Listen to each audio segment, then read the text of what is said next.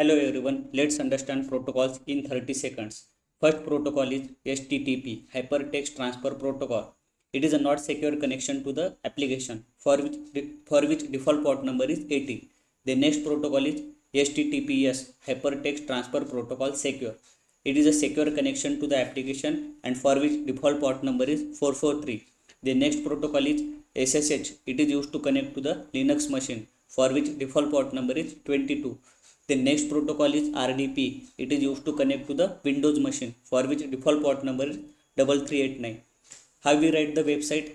http://google.com, where http is our protocol / and google.com is our domain name, and at the end we type our port number. Whether we type port number at the end or do not type, our website will work, because for example http has default port number 80. When we type any website, then load balancer will convert the default port number to the port number which already has application assigned.